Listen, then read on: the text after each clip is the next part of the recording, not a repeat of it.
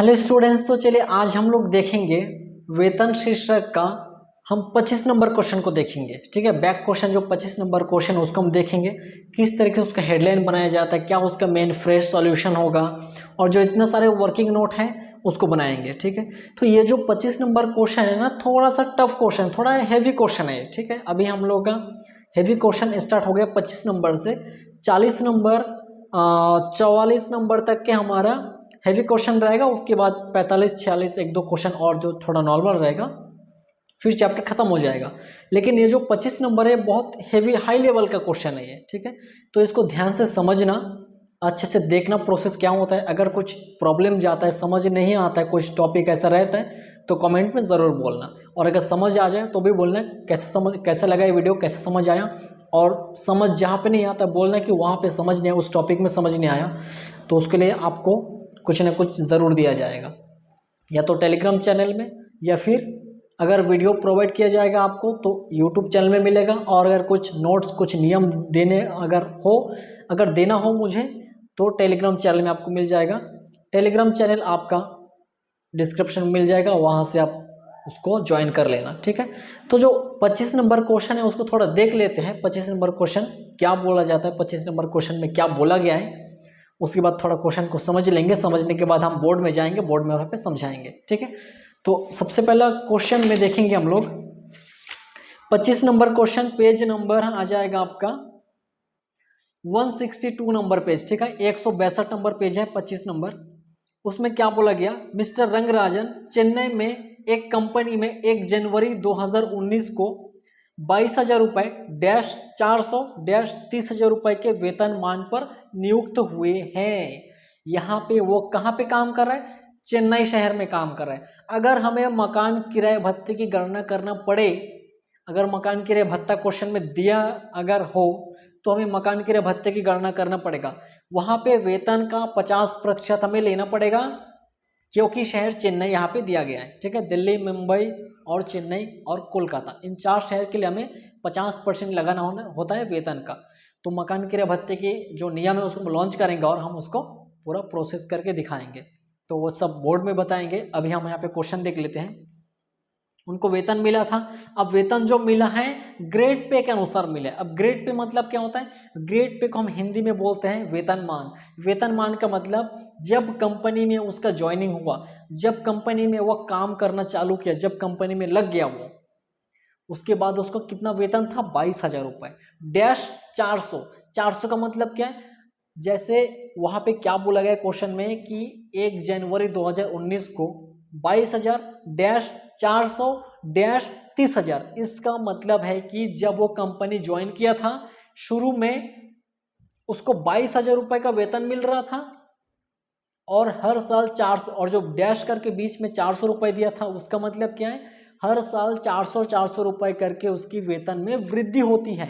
Last में dash करके 30,000 रुपये दिया, इसका मतलब क्या है कि जब तक 30,000 रुपये उसका वेतन ना हो जाता है हर महीने का, तो हर साल 400 रुपये करके वृद्धि होगा जब तक 30,000 उसका वेतन ना टच हो जाए। जैसे 30,000 टच हो जाएगा तब कुछ और दिया रहेगा कि 600 करके वृद्धि होगा, 800 करके वृद्धि होगा, तब आगे का केस दिया रहेगा। लेकिन फिलहाल क्या बोला गया है कि 22,000, 400 और 30,000, इसका मतलब 22,000 से उसका ज्वाइनिंग हुआ है। 400 रुपये हर साल बढ़ेगा जब तक 30,000 उसका सैलरी टच ना कर जाए, तब तक 400 करके उसके वेतन में वृद्धि होते जाएगा। तो इसके वेतनमान की गणना हम बोर्ड में करेंगे, आपको दिखाएंगे प्रोसेस, वहां से आपको समझ में आ जाएगा। इसके अलावा इसके अतिरिक्त उन्हें 15,000 रुपये मासिक मनोरंजन भत्ता भी मिल रहा है। अब मनोरंजन भत्ता मिल रहा है तो ये क्या होता है, देखिए आंशिक कर मुक्त भी होता है और करयोग्य भी होता है। किस तरीके से, ये सरकारी और गैर सरकारी कर्मचारी के ऊपर डिपेंड करता है। अगर ये मनोरंजन भत्ता सरकारी कर्मचारी को मिलता है तो अधिकतम 5,000 रुपये का कटौती मिलेगा, बाकी में टैक्स लगेगा, तो यहाँ पे आंशिक कर मुक्त में देखा जाता है उसको। और अगर कोई गैर सरकारी कर्मचारी है उसको मनोरंजन भत्ता मिल रहा है तो संपूर्ण रूप से करोग्य होगा, उसको कोई छूट नहीं मिलता है। ठीक है, तो वेतन शीर्षक में हमें करोग्य में उसको शामिल करना पड़ेगा। आगे क्या दिया है, आगे बोला गया है कि उन्हें कंपनी की ओर से 3,200 रुपये मकान किराया भत्ता मिलता है। लो देखो, ये मकान किराया भत्ता भी सामने आ गया। मकान किराया भत्ता यहाँ पे उसको मिल रहा है 3200 प्रति माह, तो मकान किराया भत्ते को हमें निकालना पड़ेगा। उसका जो हमें 3 कंडीशन है, उसके लिए जो हमारा नियम है 3 कंडीशन, वो जो नियम हमें लॉन्च करना पड़ेगा। वर्किंग नोट में आपको देखने को मिलेगा जब बोर्ड में हम बनाएंगे तब। ठीक है, मकान किराया भत्ता लेकिन निकालना पड़ेगा हमें, क्वेश्चन में मिल गया मकान किराया भत्ता। उन्होंने एक फ्लैट 800 रुपए प्रति माह किराए पर ले रखा है। 800 रुपए प्रति माह किराए पर ले रखा है फ्लैट को। इसका मतलब है कि जिस घर में वो रह रहा था, उस घर का जो रेंट चुका रहा था वो 8000 रुपए चुका रहा था, और जो 8000 चुका रहा था उसके लिए, उसके बदले में कंपनी के मालिक द्वारा उसको भत्ता मिल रहा था। ठीक है, तो वो जो है वो किराया चुका है, अलग सा कुछ नहीं है। यहाँ पे क्वेश्चन में ये मत समझना कि वो असुसज्जित मकान है। ठीक है, असुसज्जित मकान की सुविधा या फिर सुसज्जित मकान की सुविधाएं, किराए से मुक्त मकान की सुविधाएं अनुलाभ है, ऐसा मत समझना, ये भत्ता ही है। मकान किराया भत्ता की जब गणना करते हैं तो प्राप्त भत्ता तो दिया है 3200 पर मंथ मिलता है, और किराया चुका माइनस 10% का जो अधिक हम जो नियम में लिखते हैं, तो जो किराया चुका है वो 8000 रुपये चुका है। यहाँ पे एक फ्लैट लिया 8000 में, इसका मतलब जिस फ्लैट में वो रह रहा है उसका 8000 रुपये किराया वो दे रहा है। ये तो ये किराया चुकाए में आ जाएगा, जब नियम में वहाँ पे दिखाएंगे तब आपको और समझ में आएगा। अब इस क्वेश्चन को पढ़ के मत समझना कि ये असुसज्जित घर मिला है तो सुसज्जित घर मिला है, ये अनुलाभ है, ऐसा मत समझना। वो भत्ता का ही पैसा है वो। ठीक है, भत्ते का पैसा नहीं है, भत्ते का पैसा 3200 रुपये पर मंथ है। भत्ते में यूज होगा जब हम मकान किराए भत्ते को निकालेंगे। किराया चुकाया माइनस 10% का अधिक का जो हम कंडीशन लगाते हैं, नियम को लिखते हैं, उसमें यूज होगा ये 8000 रुपये। कंपनी की ओर से उसको फर्राश, रसोईया और माली दिया गया है। अब उसके घर में नौकर चाकर नहीं है, जिसके लिए फर्राश, रसोईया और माली प्रदान किया गया है, जिसको हर किसी को 200 रुपये वेतन कौन देगा? मिस्टर रंगराजन, कर्मचारी देगा, क्योंकि उसी के घर के लिए ये दिया है। लेकिन इसका भी वेतन, इसका जो बिल हो रहा है, इन लोगों को जो जितना रुपए देना है वो भी कौन पेमेंट कर रहा है? मालिक पेमेंट कर रहा है। इसका पेमेंट करने का दायित्व किसका बन रहा है? कर्मचारी का बन रहा है, क्योंकि कर्मचारी के घर के लिए है, तो उसका घर का मैटर उसको घर तक रखना चाहिए, वो अपने कंपनी तक खींच के लेके आया यहाँ पे, तो यह चीज गलत है यहाँ पे। तो उसका पर्सनल खर्चा, घर का मैटर घर तक सीमित रखना चाहिए। उसके घर का खर्चा भी मालिक वहन कर रहा है, कंपनी का मालिक। तो ये पूरा संपूर्ण रूप से करोगे होगा वेतन शीर्षक में करोगे हमें शामिल करना पड़ेगा। ठीक है, इसमें हमेशा ध्यान में रखना, जो भी पर्सनल दायित्व का भुगतान है कर्मचारी का, वो अगर मालिक भुगतान करता है तो संपूर्ण रूप से करोगे होगा वेतन शीर्षक में करोगे हमें शामिल करना पड़ेगा ही पड़ेगा। आगे, उसे कंपनी की ओर से 2 मोटर कारें, एक बड़ी और दूसरी छोटी रखी गई है या उसको दिया गया है, जो निजी उपयोग में भी आती है। उसको 2 कार दिया गया है। ठीक है, पहला कार बड़ी है और दूसरा कार छोटी है, उसको 2 कार दिया गया है। और कार का मूल्य हमें किस तरीके से निकालना है, देखो, कार निजी उपयोग में भी आती है, ये बोल रहा है, कार्यालय के उपयोग के साथ साथ निजी उपयोग में भी आती है। कंपनी केवल कार्यालयीन प्रयोग के खर्चे वहन करती है, तो घर का खर्च कौन उठाएगा? कर्मचारी को खुद को उठाना पड़ेगा। क्वेश्चन यहाँ पे बोला नहीं है, लेकिन क्वेश्चन को पढ़ के उसके फीलिंग को हमें समझना है। यहाँ पे क्वेश्चन बोला है कि कार का कार्यालय के लिए, कि ऑफिस में आने जाने के लिए जो यूज होगा वो कंपनी उठाएगा, तो कार को तो घर पे भी निजी यूज भी कर रहा है, तो उसका खर्चा कौन उठाएगा? कर्मचारी को खुद को उठाना पड़ेगा। क्वेश्चन नहीं बोला, लेकिन यहाँ पे फीलिंग समझना है क्वेश्चन का अपने को। ठीक है, खुद उठाएगा। अब दोनों खर्चा अपने अपने उठा रहे हैं, मालिक ऑफिस में आने जाने का खर्चा उठा रहा है और घर में चलाने का खर्चा कर्मचारी खुद वहन कर रहा है, दोनों ही खर्चे को उठा रहा है। इस केस में देखो, पहली कार को हमें मानना है कार्यालय और निजी दोनों जगह यूज कर रहे हैं, तो और खर्चा भी दोनों उठा रहा है, तो बड़ी कार 900, छोटी कार 600, और ड्राइवर दिया तो उसका भी अलग सा 900 होगा। इस नियम से बनाना है। और जो सेकेंड कार है उसको हमें रख रखाव का व्यय प्लस लागत का 10% प्लस ड्राइवर का वेतन माइनस वसूली राशि, ये वाला नियम से बनाना पड़ेगा, क्योंकि कार को यूज करने के लिए दिया था, वो दोनों जगह यूज कर रहा है। सेकेंड कार को भी दिया था यूज करने के लिए, लेकिन वो कार्यालय में यूज नहीं करता, सिर्फ टोटली अपने परिवार के पीछे यूज करता है, अपने निजी यूज करता है, घर में यूज करता है। इस कारण से निजी यूज वाला नियम उस पर लगाया जाएगा। ठीक है, जब इसका वर्किंग नोट बनाएंगे तब आपको और समझ में आएगा। ठीक है, अभी हम बोर्ड में जाएंगे, आपको बताएंगे सब कुछ एक एक करके। अब कार, बड़ी कार का जो मूल्य 6 लाख था और छोटी कार का मूल्य 3 लाख रुपए का दिया है। खर्चे, कार का जो खर्चे है, पहला जो बड़ी कार था उसका खर्चे 80,000 बड़ी कार है तो खर्चा भी ज़्यादा होगा। छोटी कार जो सेकंड नंबर कार था उसका खर्चा 60,000 है मात्र। ठीक है, तो ये सब हमें जहाँ जहाँ यूज़ करना पड़ेगा हम यूज़ करेंगे, वो आपको वर्किंग नोट में देखने को मिलेगा। ठीक है, मान्यता प्राप्त भविष्य निधि में वेतन एवं महंगाई भत्ते का 8.33% अंशदान किया है प्रत्येक कर्मचारी और नियोक्ता। यानी कि जो प्रोविडेंट फंड होता है उसमें कर्मचारी भी अंशदान किया है और नियोक्ता मालिक भी अंशदान किया है। कितना परसेंट? 8.33%। छूट कितना होता है? करमुक्त कितना होता है? 12% तक करमुक्त होता है। नियोक्ता जितना जमा करेगा उसके 12% तक करमुक्त होगा, बचा जो एक्स्ट्रा उसमें टैक्स लगेगा। लेकिन ये तो 12% से भी कम किया है तो बिल्कुल करमुक्त हो जाएगा। और जितना कर्मचारी किया उसका क्या होगा? यहाँ पे वेतन शीर्षक में नहीं आएगा, वो वेतन शीर्षक में बिल्कुल करमुक्त है। क्यों? क्योंकि वो धारा 80C के अंतर्गत कटौती मिल जाता है उसका। ठीक है, धारा 80C में कटौती मिलेगा। इस कारण से कर्मचारी जो भी फंड में जमा करेगा, उसका जो भी जमा करेगा, अंशदान करेगा, वो राशि यहाँ पे करोग्य आय में शामिल हम नहीं करेंगे, वो यहाँ पे वेतन शीर्षक में नहीं आएगा, करमुक्त होगा। यहाँ पे वो 80C में कटौती मिलेगा। लेकिन नियोक्ता जितना अंशदान कर रहे हैं वो आएगा, करोग्य होगा, वेतन शीर्षक में हम उसको शामिल करेंगे, जोड़ेंगे उसको, लेकिन वो भी 12% तक छूट मिलेगा उसके बाद एक्स्ट्रा अगर है तो। लेकिन यहाँ तो 12% से ही कम अंशदान किया है नियोक्ता भी कर्मचारी भी। कर्मचारी को तो देखेंगे नहीं क्योंकि 80C में छूट मिलेगा। अब मालिक भी किया है 12% से कम 8.33%, तो 12% तक छूट रहता है, तो उससे भी कम किया है, बिल्कुल छूट हो जाएगा, नील हो जाएगा। आगे क्या बोला गया है? वेतन माह के अंत में देय होता है। इसका बहुत बड़ा मतलब होता है जब हम वेतनमान निकालेंगे, ग्रेड पे की निकालेंगे हम लोग, वेतन का शुरू में हम जब गणना करेंगे तब यूज होगा। आपको सब पता चलेगा जब बोर्ड में जाएंगे हम लोग, वर्किंग नोट हम दिखाएंगे आपको तब। ठीक है, थोड़ा सा वेट कीजिए, थोड़ा सा क्वेश्चन है बस। कर निर्धारण वर्ष 2023-24 के लिए वेतन से आय ज्ञात कीजिए। कंपनी ने उनको कर मुक्त वेतन देने का अनुबंध रखा है, उनको कर मुक्त वेतन देने का अनुबंध रखा है। आगे क्या बोला गया है? अतः उनके द्वारा देय आयकर 50,000 रुपए कंपनी द्वारा चुकाया गया है। यानी कि जो आयकर होता है करदाता को भुगतान करना पड़ेगा, करदाता को खुद का दायित्व होता है आयकर भुगतान करने का। ठीक है, जो करदाता वही भुगतान करेगा, दूसरा व्यक्ति क्यों करेगा? अब कर्मचारी यहाँ पे वेतन से आय प्राप्त किया है, उसको भत्ता मिला है, अनुलाभ मिला है, अब लास्ट में जो भी करोग्य आय होगा वेतन से उस पर उसको टैक्स देना पड़ेगा।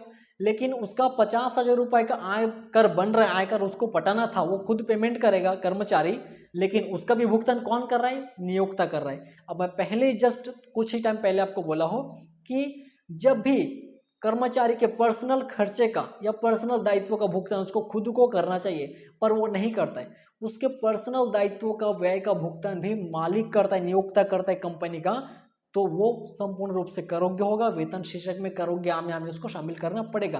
तो ये 50,000 भी हमें शामिल करना पड़ेगा वेतन शीर्षक में। ठीक है, क्वेश्चन खत्म हो गया है। 2023-24 के अनुसार हमें वेतन से उसकी करोग्य आय की हमें गणना करना पड़ेगा। कोई चेंजेस नहीं है नियम में, सेम टू सेम जैसा 22-23 में हो रहा था 23-24 में भी वैसे ही होगा। कोई चेंजेस अभी तक नहीं देखा गया न्यू बुक में। ठीक है, हमारे पास न्यू बुक आ गया है 2023-24 का।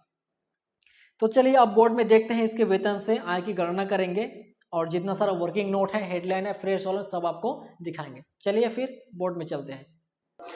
ओके, तो सबसे पहले हम लोग 25 नंबर क्वेश्चन का हेडलाइन देते हैं। हेडलाइन लगाने के बाद हम लोग उसका मेन सॉल्यूशन स्टार्ट करेंगे। तो यहाँ पे जो रंगराजन था, मिस्टर रंगराजन चेन्नई में काम कर रहा था, तो उनकी करोग्य वेतन से हमें आय की गणना करना है। तो उसके लिए हमें सबसे पहला हेडलाइन डालना है कि मिस्टर रंगराजन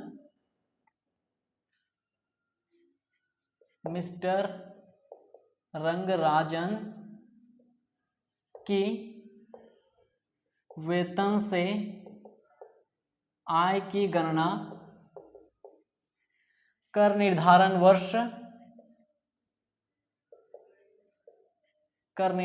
वर्ष 2023-24 के लिए।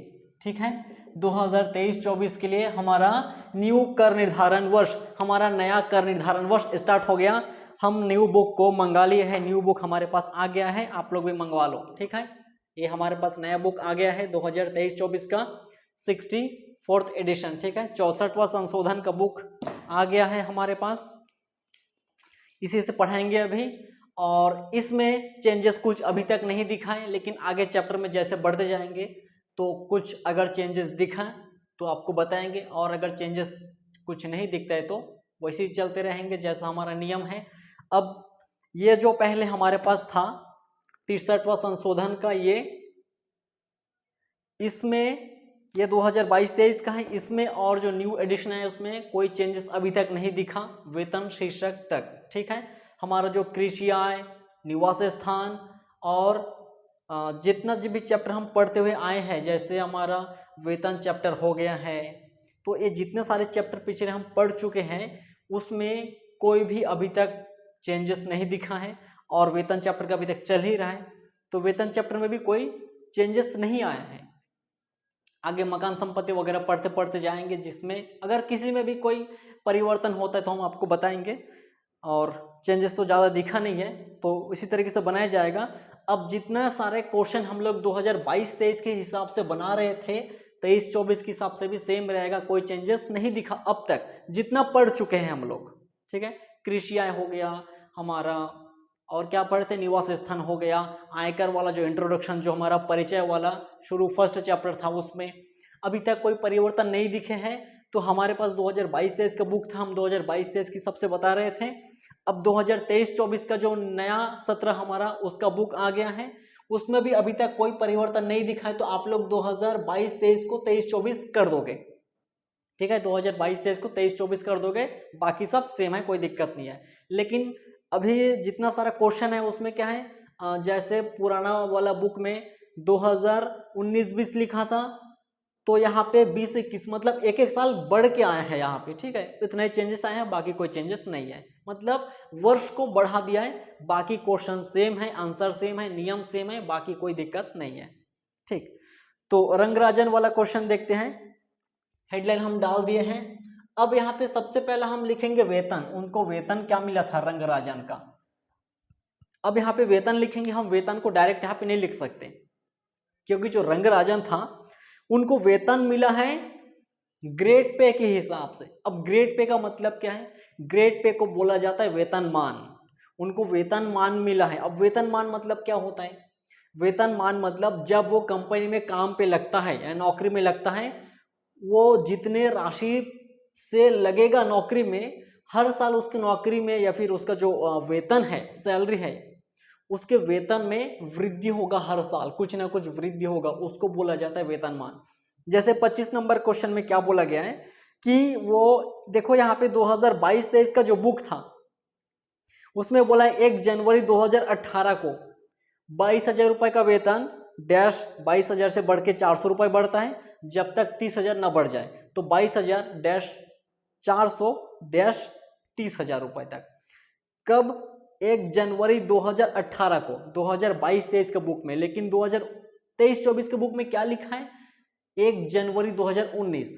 यहाँ पे 1 जनवरी 2018, यहाँ पे 1 जनवरी 2019, बस ऐसा डेट को आगे बढ़ा दिया है, 2018 का 2019 कर दिया है। बाकी क्वेश्चन सेम, नियम सेम, पैटर्न सेम, सब कुछ सेम है, कोई परिवर्तन अभी तक नहीं दिखा है। बस उतना ही है कि ये पिछला साल था या पिछला बुक था, इस कारण से 2018, अब लेटेस्ट जो भी आए हैं उसमें 2019 कर दिया है।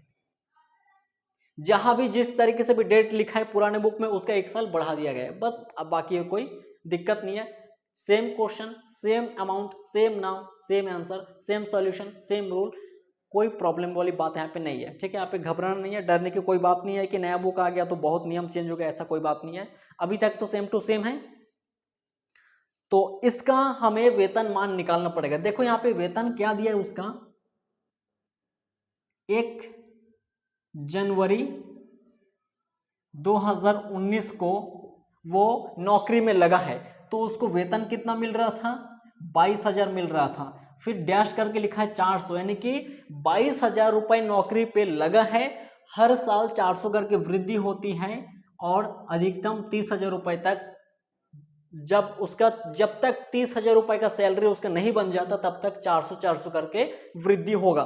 जैसे 30,000 टच हो जाएगा तब कंपनी कुछ और निर्धारित करके देगा कि अब 600 बढ़ेगा कि 800 रुपए करके बढ़ेगा हर साल, वो कंपनी आपको निर्धारित करके देगा। लेकिन फिलहाल कितना बढ़ रहा है, 400 रुपए करके बढ़ रहा है। नौकरी में जब लगा था उसको वेतन कितना मिल रहा था, 22,000। हर साल 400 रुपए करके बढ़ता है, जब तक उसका वेतन 30,000 ना हो जाता है तब तक 400 रुपए करके उसका वेतन में वृद्धि होते रहता है। जैसे 30,000 हो जाएगा तो उसमें और परिवर्तन कर दिया जाएगा।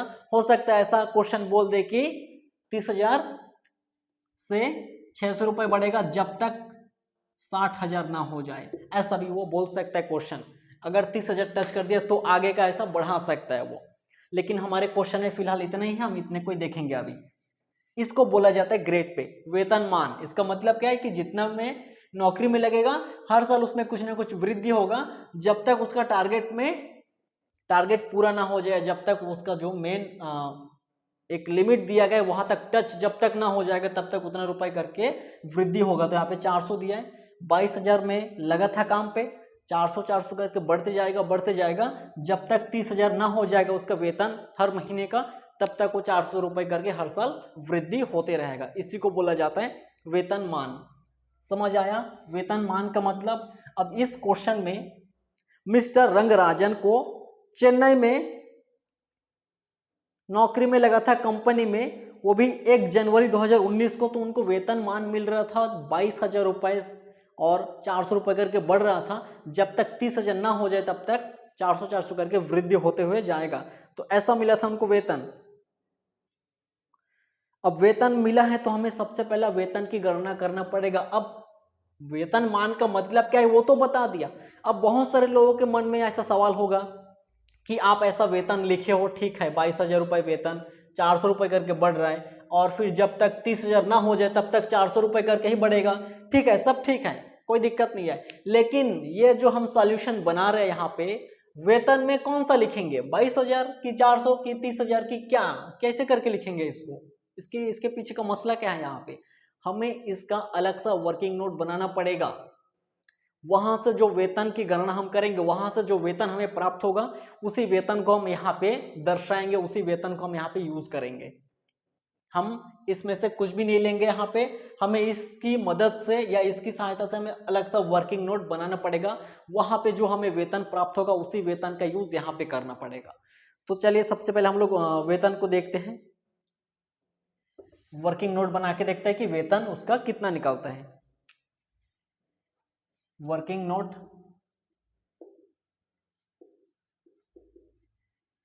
इस क्वेश्चन में शुरू का जो वेतन है उस वेतन को निकालने के लिए वर्किंग नोट बनाना पड़ रहा है। बाकी सारा जितना सारा क्वेश्चन हम लोग अभी तक बनाते हुए आ रहे हैं उन सभी क्वेश्चन में तो हम डायरेक्ट वेतन को लिख रहे थे क्योंकि नॉर्मल कंडीशन था। अब इसमें अचानक वेतनमान आ गया, ग्रेड पे आ गया, इस कारण से हमें वर्किंग नोट बनाने की जरूरत है। तो क्वेश्चन में क्या बोला है कि 1 जनवरी 2019 को कंपनी में लगा है काम करने के लिए, उसको मिल रहा था 22,000 रुपए डैश 400 डैश 30,000 के वेतन पर वो नियुक्त हुआ था। कंपनी में कब लगा था वो? 1 जनवरी 2019 को वो कंपनी में काम करने के लिए चला गया। ठीक है, कंपनी में उसका ज्वाइनिंग हो गया। अब जब वो 2019 में काम पे लग गया था उसको वेतन कितना मिल रहा था? 22,000। अभी हमारा क्या चल रहा है? 2023-24 2023-24 चल रहा है हमारा कर निर्धारण वर्ष। तो 1 जनवरी 2020, फिर 1 जनवरी 2021, 1 जनवरी 2022, 1 जनवरी 2023। हमारा 2023 चल रहा है, 22-23 हमारा चल रहा है अभी भी। ठीक है, अब सबसे पहला जब वो 2019 में नौकरी में लग गया था, कंपनी में काम करने लग गया था या उसका ज्वाइनिंग हो गया था, तो उसको सबसे पहला 22,000 रुपए करके वेतन प्राप्त हो रहा था। ठीक है, यहाँ पे लिख देता हूँ, ग्रेड पे कम है 22,400 और 30,000। इसको अभी आपको समझ में आ जाएगा। 22,000 में वो नौकरी में लग गया है, 22,000 में नौकरी में लगा है। हर साल कितने का वृद्धि होते हैं? 400 का वृद्धि होती है। तो 2020 में 400 बढ़ जाएगा तो 22,000 400 हो जाएगा, 400 रुपए बढ़ गया यहाँ पे। 2021 में और 400 बढ़ जाएगा, हर साल 400 करके वृद्धि होगा, तो 22,800 हो गया यहाँ पे। 2022 में और 400 बढ़ जाएगा, 23,200 हो गया। 2023 में और 400 बढ़ जाएगा, 23,600 रुपए हो गया। 400 400 में प्लस कर दिया, 400 400 में जोड़ते हुए आ रहा हूं यहाँ पे। क्यों? क्योंकि यहाँ पे बोला गया है कि 22,000 में नौकरी में लगाए तो शुरू में 22,000, हर साल 400 रुपए करके बढ़ता है या वृद्धि होती है, तो हर साल 400 400 करके बढ़ा दिया गया है। कब तक? जब तक उसका वेतन 30,000 टच ना हो जाए। क्या यहाँ पे 30,000 टच हुआ? नहीं हुआ। तो किसी बहुत सारे लोगों को सवाल क्वेश्चन अभी मन में आ रहा होगा कि यहाँ पे 30,000 तक टच करना पड़ेगा क्या, या 23,000 आए हैं अभी तक 30,000 तक चलना पड़ेगा क्या? आगे नहीं चलना है। क्यों? क्योंकि हमारा 2023 कर निर्धारण वर्ष 2023 हमारा सामने आ गया, 23-24, तो हमें आगे और नहीं बढ़ना है। हमारा कर निर्धारण वर्ष आ गया तो आ गया, यही तक हमें रुकना है, चाहे वो 30,000 टच करे या ना करे, हमें इससे कोई फर्क नहीं पड़ता। 30,000 टच करे या ना करे हमें कोई फर्क नहीं पड़ता, लेकिन हमारा जो कर निर्धारण वर्ष है वहीं पे आके अपने को स्टॉप हो जाना है, वहीं पे आके रुक जाना है, उससे आगे बढ़ना ही नहीं है। ठीक है, अब यहां पे मसला देखो, करना क्या है, हमें लेना है 12 महीने का वेतन पूरा, हमें पूरा 12 महीने का वेतन लेना है। अब ये जो हमारा कर निर्धारण वर्ष चल रहा है या फिर जो हमारा वित्तीय वर्ष चलता है वो कैसा रहता है? 2019-20, 20-21, 21-22, 22-23, 23-24, इस तरीके से चलता है हमारा वित्तीय वर्ष। लेकिन यहाँ तो मैं सिंगल सिंगल लिख दिया कि 2019, 20, 21, 22, 23, यहाँ पे समझना है देखो, इसीलिए मैं इस तरीके से लिखा। देखो कैलेंडर वर्ष टाइप का दिख रहा है, लेकिन मैं इस तरीके से इसीलिए लिखा आपको समझाने के लिए, क्योंकि बुक में क्या बोला गया है कि 2019 में वो कंपनी में ज्वाइनिंग हो गया था और 22,000 रुपए करके वेतन प्राप्त कर रहा था। क्वेश्चन में तो ऐसा नहीं बोला था कि 19-20 में ज्वाइन हुआ था, तो वित्तीय वर्ष वहां पे वैसा लगाया नहीं था, इस कारण से डायरेक्ट यहाँ पे समझाने के लिए, ताकि आपको सरलता से समझ आए। ठीक है, सरल तरीके से समझ आए, इस कारण से यहाँ पे ऐसा लिखा हो। 2019 में ज्वाइनिंग हुआ, इतना वेतन मिल रहा था, हर साल 400 करके वृद्धि होते, हर साल 400 400 करके बढ़ा दिया, 23,600 तक टच हो गया और हमारा वित्तीय वर्ष 2023-24 आ गया। अब हमें आगे नहीं बढ़ना है। अब देखो यहाँ पे मसला क्या है, ये क्या है, हमारा जनवरी है, जनवरी महीना, फरवरी महीना, देखो ये जनवरी 2023, ये जनवरी, फरवरी का 2023, और हमारा वित्तीय वर्ष का लास्ट क्या होता है, मार्च 2023। जनवरी, फरवरी, मार्च, ये जनवरी में काम पे लगा था, इसीलिए जनवरी 2023, फरवरी 2023, मार्च 2023, ये हमारा 3 महीना हो गया। तो 3 महीने का वेतन यहां से मिलेगा उसको, 3 महीने का वेतन यहां से मिलेगा। अब ये जो 2023 स्टार्ट हुआ है, ये कहां से स्टार्ट हुआ था? अब देखो हमारा वित्तीय वर्ष एक क्या हो जाएगा, अगर वित्तीय वर्ष हम लगाएंगे 1 अप्रैल 2022, 1 अप्रैल 2022 से 31 मार्च 2023, 1 अप्रैल 2022 से 31 मार्च 2023, ये हमारा वर्ष हो गया। यहाँ पे देखो मैं यहाँ पे 23-24 क्यों नहीं कर रहा हूं, क्योंकि 23-24 में अभी कर को पटाना है, कर को पटाना है, उससे पहले जितना इनकम हुआ है उसको हमें जोड़ना है। तो एक साल पीछे चलना है अपने को यहाँ पे। ठीक है, थोड़ा सा पीछे चलना है यहाँ पे। यहाँ पे जो 2023 जनवरी का, तो जनवरी महीना, फरवरी महीना और मार्च महीना, ये 3 महीने का वेतन यहाँ पे मिल रहा था, 3 महीने का वेतन यहाँ पे लिखा गया है। अब उससे पहले कितना महीना रह गया यहाँ पे? अब ये जो वित्तीय वर्ष है, ये जो 2023 है, ये जो वित्तीय वर्ष है कहां से स्टार्ट हुआ था? अप्रैल 2022 से स्टार्ट हुआ था, 31 मार्च 2023 को खत्म हो रहा है यहाँ पे। ठीक है, अब यहाँ पे 23 किया गया। अब किसी के मन में ऐसा सवाल आ रहा होगा कि आप 1 जनवरी 2024 को क्यों नहीं लिखे, क्योंकि अगर 24 लिखता तो 2024-25 हो जाता, वो अगले साल के लिए हो जाता। इस साल के लिए बना रहे तो 23 ही आएगा, और 23 के लिए यहाँ पे 2022-23 का वेतन को देखा जाएगा। अब ये जो शुरू हुआ था अप्रैल 2022 को शुरू हुआ था। अब अप्रैल अप्रैल, मई, जून, जुलाई, अगस्त, सितंबर, अक्टूबर, नवंबर, दिसंबर। ठीक है, ये हो जाएगा अपना अप्रैल, मई, जून, जुलाई, अगस्त, सितंबर, अक्टूबर, नवंबर और दिसंबर। हो गया। अप्रैल, मई, जून, जुलाई, अगस्त, सितंबर, अक्टूबर, नवंबर, दिसंबर। कितना महीना हो रहा है यहाँ पे? 1 2 3 4 5 6 7 8 9 महीना। तो 9 महीना का वेतन उसको यहाँ से मिलेगा, 2022 वाला से, यहाँ से, क्योंकि 2022 से हमारा वित्तीय वर्ष में आ जाएगा। तो 2022 का हमारा अप्रैल से लेकर के यहाँ पे आएगा दिसंबर तक, 31 दिसंबर 2022। देखो मैं एक तो आपको दिखा रहा हूँ वित्तीय वर्ष का। 1 अप्रैल 2022 से 31 मार्च 2023, 31 मार्च 2023। अब यहाँ पे अप्रैल है ये, फिर हमारा मई आएगा, जून, जुलाई, अगस्त, सितंबर, अक्टूबर, नवंबर, दिसंबर यहाँ पे, फिर यहाँ का जनवरी, फरवरी और यहाँ का ये मार्च। ध्यान से देखो थोड़ा सा, इसको समझना जरूरी है ये। ठीक है, ये हमारा दिसंबर हो गया।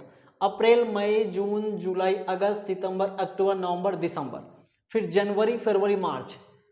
देखो ये जो है 2022 का चल रहा है, ये सब 2022 का है, ये पूरा 2022 का है, ये दिसंबर भी 2022। जैसे दिसंबर खत्म हो गया, ये 2023 का बन गया जनवरी, फिर फरवरी 2023 का और मार्च 2023 का।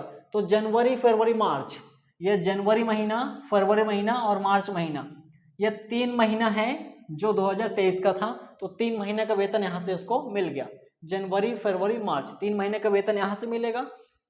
और इसके इस पार का कितना है?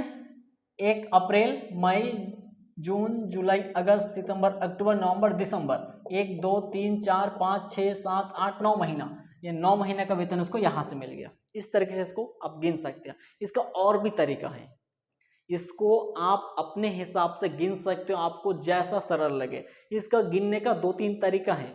एक तरीका और है जो और लंबा चौड़ा बनेगा। उसमें अगर हम लोग टारगेट्स जो सर्कल हम लोग बनाते हैं उसको अगर बना के दिखाएंगे आपको कुछ समझ नहीं आएगा। ये सबसे ज्यादा सरल वाला तरीका था। ठीक है, अब यहाँ पे जनवरी, फरवरी, मार्च, 3 महीने का यहाँ से मिल गया। अब जो वित्तीय वर्ष स्टार्ट हुआ था 2022 से लेकर के 2023 था, अप्रैल 2022 से 31 मार्च 2023 तक का था। तो जनवरी से लेकर 23 तक, जनवरी, फरवरी, मार्च, 3 महीने का वहां पे चला गया। और अप्रैल से लेकर के दिसंबर तक 9 महीना होता है, 9 महीना 2022 का था। तो 2022 वाला में 9 महीने से गुना करना है। अब यहाँ पे देखो वेतन कितना होता है। अब एक चीज में और ध्यान में रखना है, अब यहाँ पे मैं जनवरी, फरवरी, मार्च, 3 महीना, जनवरी से गिनना स्टार्ट क्यों किया?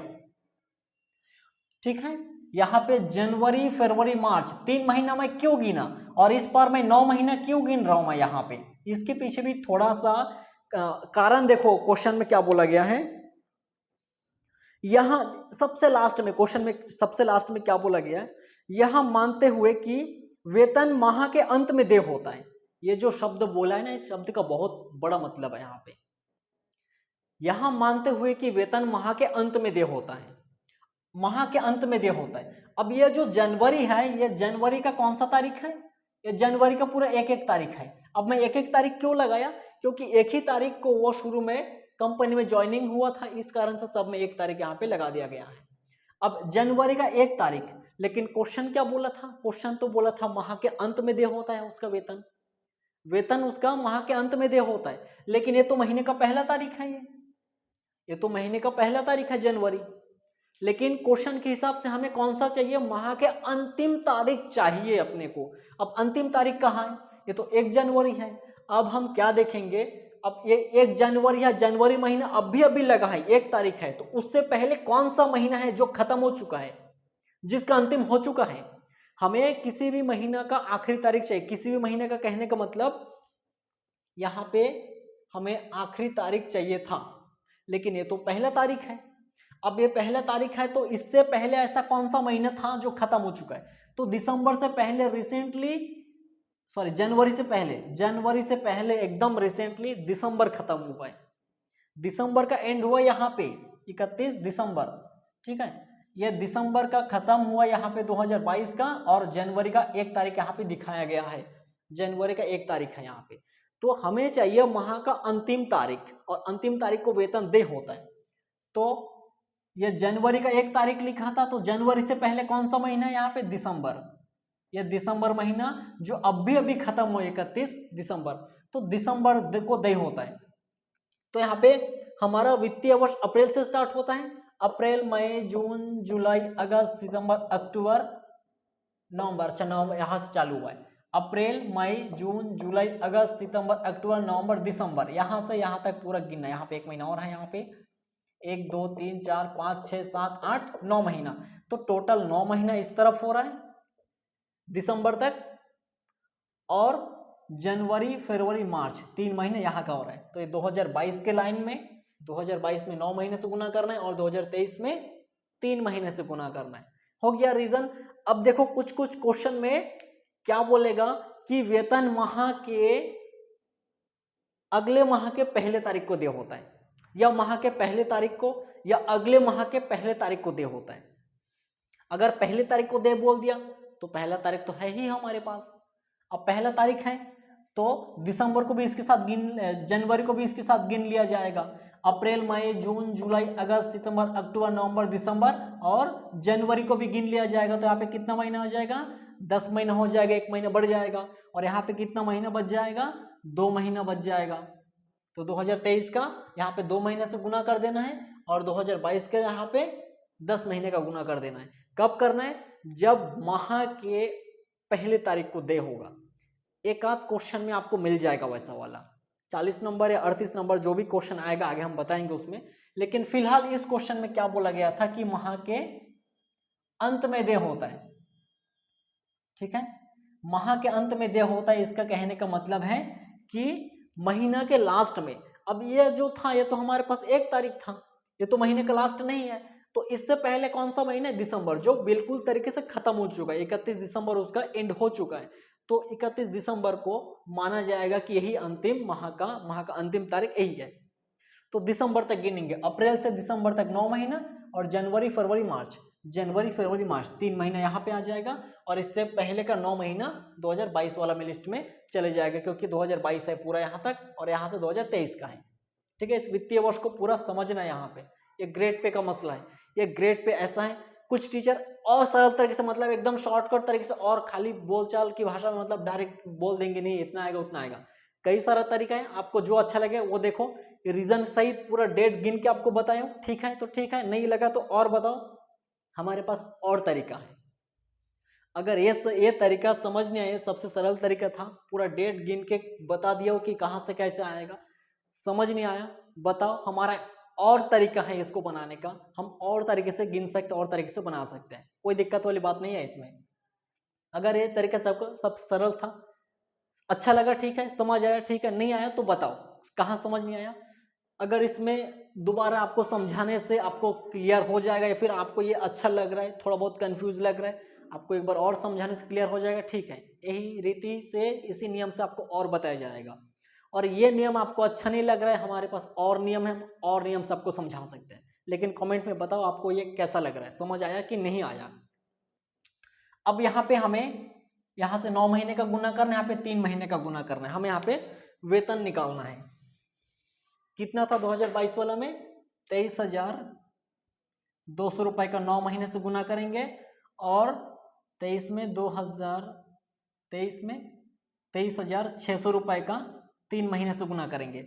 अब इसको गुना करके हम दोनों को प्लस कर देंगे तो हमारा वेतन निकल जाएगा। 23,200 गुना 9 महीना, 2,08,800, 2,08,800 रुपए का। और इसमें 23,600 गुना 3 महीना, 70,800 रुपए का, 17,800। अब हम दोनों को जोड़ देंगे, 2,08,800 का 2,79,600, 2,79,600 ये आया इसका वेतन, ये आया इसका मूल वेतन। ठीक है, ये आया इसका मूल वेतन। अगर ये तरीका समझ नहीं आया तो कमेंट करो, बताओ कि ये तरीका समझ नहीं आया। दूसरा तरीका और लॉन्च कर दूंगा, वो आपको समझ किसी को आ सकता है, किसी को नहीं भी आ सकता, लेकिन वो तरीका भी एकदम परफेक्ट तरीका है वो भी। ठीक है, यहाँ पे आपको एक ही लाइन में डेट गिना दिया हो कि कहाँ से 9 महीने हुआ, कहाँ पे 3 महीने हुआ। ठीक है, ये 9 महीने गुना किया, 3 महीने गुना किया, कहाँ से पूरा प्रूफ दिखा दिया। लेकिन जो नेक्स्ट जो हमारा नियम है, नेक्स्ट जो विधि है, उसमें कई सारा डेट हमें गिनना पड़ेगा, कई सारा लाइन हमें बनाना पड़ेगा, तो वो नियम अलग है, आपको उत्पटांग लग सकता है वो। ठीक है, अब हमारे लिए तो इजी है, हमारे लिए इजी है, लेकिन आपके लिए उत्पटांग लग सकती है। इस कारण मैं सिंपल वाला बता दिया हो कि आपको समझ में आ जाए। समझ में आ गया तो ठीक है, नहीं आया तो वो रीति भी लॉन्च कर देंगे, कोई दिक्कत की बात नहीं है। बस बोलो कि क्या प्रॉब्लम है। हो गया हमारा वेतन। अब हम यहाँ पे नॉर्मली वेतन लिखेंगे, इसका स्क्रीनशॉट लेना है, स्क्रीनशॉट ले लो। अभी हम स्टार्ट करेंगे मेन सॉल्यूशन। हमारा वेतन की गणना यहाँ पे हो गया है, मतलब जो मूल वेतन उसको ग्रेड पे मिला था, वेतन मान के हिसाब से मिला था, उसमें से हम वेतन की मूल वेतन को निकाल लिया है 2,79,600 रुपए। उसको हमें यहाँ पे दिखाना होगा, लेकिन इसके लिए जगह की जरूरत है जो मेरे पास बहुत ही कम है। इसको मिटाना पड़ेगा, स्क्रीनशॉट ले लो, जल्दी से मिटाना पड़ेगा। इसको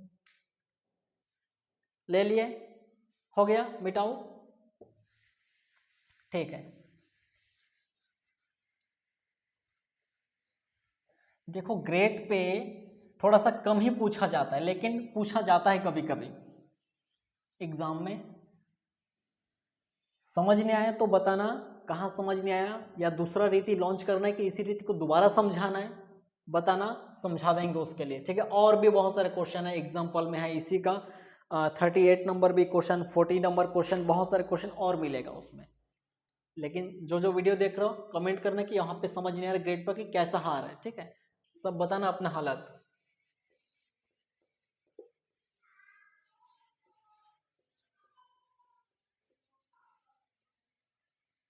अब वेतन मिल गया 2,79,600 रुपए का हमें वेतन यहाँ पे मिल गया। अब वेतन तो उसको मिल गया, वेतन की गणना तो हम कर दिए। अब उसको वेतन के अलावा और क्या क्या चीज मालिक की तरफ से मिला है, भत्ता, अनुलाभ या सुविधा जो भी है, उसको क्या क्या सारा चीज मिला है, सब हम देखेंगे एक एक करके। तो इसको उन्हें वेतन का 50% महंगाई भत्ता प्राप्त होता है। महंगाई भत्ता प्राप्त हुआ है, वेतन का 50% महंगाई भत्ता, वेतन का 50%। वेतन 2,79,600 था, इसका 50% काटो, 2,79,600 का 50%, 1,39,800 रुपए, 1,39,800 रुपए हो गया। इसका महंगाई भत्ते को भी हम लिख दिए हैं। महंगाई भत्ते के अलावा और क्या क्या दिया है क्वेश्चन में, इसके अतिरिक्त उन्हें 15,000 रुपए प्रति माह मनोरंजन भत्ता भी मिल रहा है। वो चेन्नई में कंपनी में काम कर रहा था, गैर सरकारी कर्मचारी है, और गैर सरकारी कर्मचारी को कभी भी मनोरंजन भत्ता मिला तो संपूर्ण रूप से करोग्य होगा, हमें वेतन शीर्षक में करोग्य आय में उसको शामिल करना पड़ेगा। उसके लिए कोई छूट नहीं है, कोई कटौती नहीं है। धारा 16 के अनुसार मानक कटौती, मानक कटौती तो बाद में देंगे, मनोरंजन भत्ते की कटौती मिलता है, लेकिन वो सरकारी कर्मचारी की दशा में है, गैर सरकारी कर्मचारी की दशा में नहीं है। गैर सरकारी कर्मचारी की दशा में फुली टैक्सेबल, हमें करोग्य आय में उसको शामिल करना है। मनोरंजन भत्ता कितना मिला है, मनोरंजन भत्ता मिला है 15,000 रुपए प्रति माह। तो 15,000 इंटू 12 कर देंगे, 15,000 इंटू 12, 1,80,000 रुपए सिर्फ मनोरंजन भत्ता मिला है। 1,80,000 रुपए का सिर्फ मनोरंजन भत्ता उनको मिला है। इसके अलावा और क्या क्या मिला है, सेवा की शर्तों के अनुसार उसे कंपनी के ग्राहकों की अवगत करनी होती है उन्हें कंपनी की ओर से 3,200 रुपये प्रति माह मकान किराया भत्ता मिल रहा है। देखो यहाँ पे क्या बोल रहे हैं, सेवा की शर्तों के अनुसार उसे कंपनी की ओर से ग्राहकों की अवभगत करनी होती है। यानी कि देखो यहाँ पे बोला गया सेवा की शर्तों के अनुसार। अब कोई ऐसा मत समझना कि ये जो महंगाई भत्ता है वो सेवा की शर्तों के अनुसार है। सेवा की शर्तों के अनुसार यानी कि जो उसका काम है, जो उसका जिस नियम से उसको काम को करना पड़ता है वो उसको करना ही पड़ेगा। अब यहाँ पे जो सेवा की शर्तों के अनुसार बोला गया यहाँ पे, वो उसका मतलब ये नहीं है कि महंगाई भत्ता सेवा की शर्तों के अनुसार है। अगर महंगाई भत्ते के बारे में बोलता कि सेवा की शर्तों के अनुसार है कि नहीं है, तो क्वेश्चन में उसी के साइड बोल देता कि महंगाई भत्ता, और यहाँ पे ब्रैकेट में बोल देता कि सेवा की शर्त के अनुसार है, ऐसा बोल देता। वहां पे नहीं बोला है, क्वेश्चन में बाद में बोला है, मनोरंजन भत्ता के बाद में बोल रहा है कि सेवा की शर्त के अनुसार उन्हें ग्राहकों की अवभगत करनी होती है, यानी कि ग्राहकों के साथ आदर व्यवहार करना होता है। आगे उसका हमें कुछ नहीं करना है, ठीक है, ग्राहकों का अवभगत उसको करना पड़ता है, हमें उससे कोई मतलब नहीं है। उन्हें कंपनी की ओर से 3,200 रुपये प्रति माह मकान किराया भत्ता मिलता है। अब यहाँ पे मकान किराया भत्ते की गणना करना पड़ेगा, जिसके लिए हमें वर्किंग नोट की आवश्यकता है। बिना वर्किंग नोट के हम मकान किराया भत्ते की गणना नहीं कर सकते, और हम यहाँ पे मकान किराया भत्ते की करोगे राशि को भी शामिल करना पड़ेगा। मकान किराया भत्ता, मकान किराया भत्ता। अब मकान किराया भत्ता हम यहाँ पे डायरेक्ट उसके अमाउंट को, राशि को हम डायरेक्ट नहीं लिख सकते, क्योंकि उसका जो मकान किराया भत्ते होता है आंशिक कर मुक्त भत्ता होता है। उसके कुछ हिस्से में कर मुक्त होता है, कुछ हिस्से में कर लग जाता है। तो कुछ हिस्सा कर हो गया, कुछ हिस्सा कर मुक्त, तो उसको हमें वर्किंग नोट बनाना पड़ेगा। उससे हमें पता चलेगा कितना हिस्सा कर मुक्त है और कितना कर हो गया। जितना कर मुक्त है वहीं से देखा जाएगा, वहीं पे मिल जाएगा, और उसके बाद करोग्य राशि को निकाल के हमें वेतन शीर्षक में करोग्य आय में शामिल करना पड़ेगा यहाँ पे। तो हम अभी गणना करेंगे मकान किराए भत्ते की। वर्किंग नोट नंबर दूसरा, मकान किराए भत्ते की गणना। ठीक है, हम बना रहे हैं मकान किराए भत्ते की गणना। इसके लिए 3 नियम हैं। प्राप्त मकान किराया भत्ता, मकान किराया भत्ता उसको ओरिजिनल कितना मिला, 3,200 रुपये प्रति माह मकान किराया भत्ता उसको मिला, 3,200 रुपये प्रति माह। इसीलिए 12 महीने से गुना कर दिया, साल भर में इसको कन्वर्ट करना है। अब कुछ लोग का डाउट ये भी होगा कि 12 से ही हमेशा क्यों गुना करते हैं, इसीलिए क्योंकि साल में 12 महीना होता है, और पूरा 12 महीने में जो भी इनकम करता है, जहां से भी उसको आय होता है, लाभ प्राप्ति होती है, फीस से, कमीशन से, जहां से बोनस वगैरह वेतन से आय प्राप्त करते कमाते हैं, सारे राशि को, पूरा 12 महीने के सारी राशि को जोड़ के कारोग्य राशि निकाला जाता है। उसके बाद उसमें टैक्स लगाया जाता है। इसीलिए हमें पूरा 12 महीने से हमेशा किया जाता है जब भी प्रति माह बोला जाता है, क्योंकि साल में एक बार टैक्स लगता है। तो पूरे 12 महीने साल भर में जो भी आय कमाएगा साल भर का, उसी आय पर उसमें आयकर लगाया जाता है। इस कारण से हमेशा 12 महीने से हमें गुना करना पड़ता है जब भी प्रतिमाह शब्द या मासिक शब्द दिया रहेगा। अब 3,200 रुपये मकान किराया भत्ता उनको मिला है, 12 महीने का 38,400 रुपये का मिला है टोटल। 38,400 रुपये का मकान किराया भत्ता उनको मिला है। दूसरा कंडीशन क्या है, किराया चुकाया माइनस वेतन का 10% का आधिक्य। ठीक है, किराया कितना चुका रहा है, किराया चुका रहा है उसके बारे में बोला है कि उन्होंने एक फ्लैट 8,000 रुपये प्रति माह किराए पर ले रखा है। अब उसने एक घर को, एक फ्लैट को 8,000 रुपये प्रति माह किराए पर ले रखा है। इसका मतलब वो किसी घर को किराए पर ले रहा है जिसके लिए वो 8,000 पेमेंट कर रहा है वो घर का, तो यही हो जाएगा 8,000 प्रति माह घर का किराया चुकाया। अब इस सेंटेंस को कोई पढ़ के ये मत समझना कि वो फ्लैट लिया है तो ये किराए से मुक्त मकान होना चाहिए, असुसज्जित मकान होना चाहिए, ऐसा मत समझना। मकान किराया भत्ता जहां मिला है उसको देखो या तो घर की सुविधा दिया जाएगा या घर में रहने के लिए उसको भत्ता दिया जाएगा, या तो भत्ता दिया जाएगा या फिर सुविधा, दोनों एक साथ नहीं दे सकता उसको, दोनों एक साथ नहीं दिया जाएगा। मकान का जिस घर में वो रह रहा है उसका किराया चुकाने के लिए मालिक की तरफ से या तो उसको भत्ता मिलेगा या मालिक की तरफ से फ्री का घर मिलेगा, जाके रह लो, तो घर की सुविधा मिल सकता है, अनुलाभ हो गया।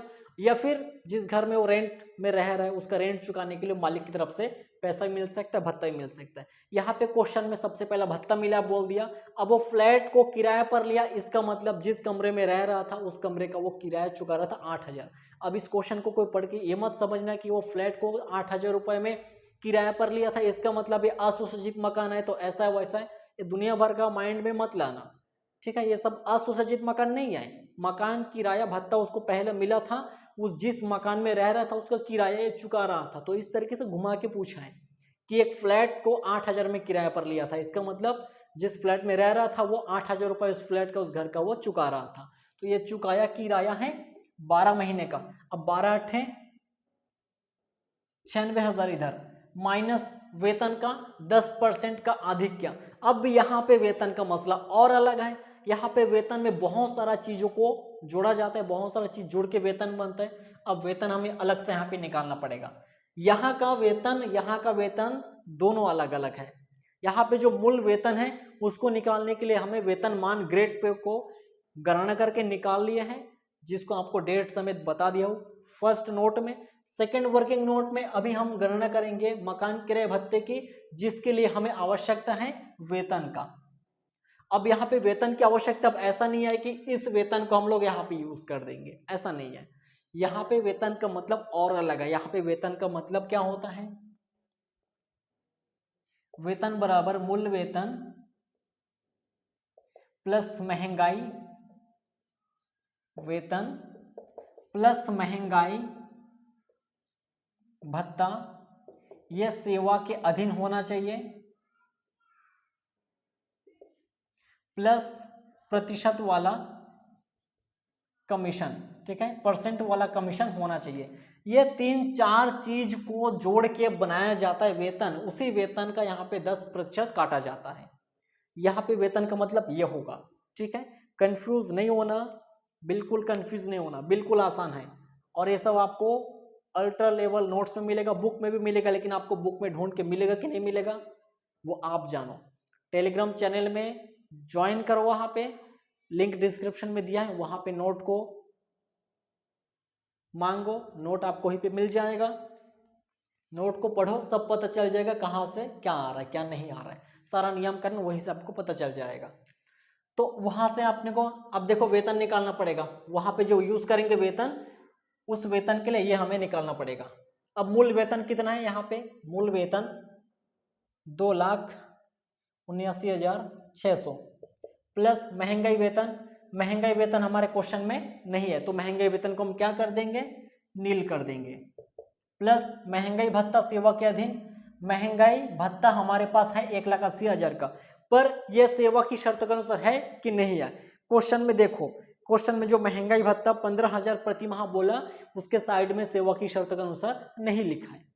वो तो मनोरंजन भत्ते के बारे में बोल दिया था कि वो सेवा की शर्तों के अनुसार ग्राहकों की अवगत करनी पड़ती है।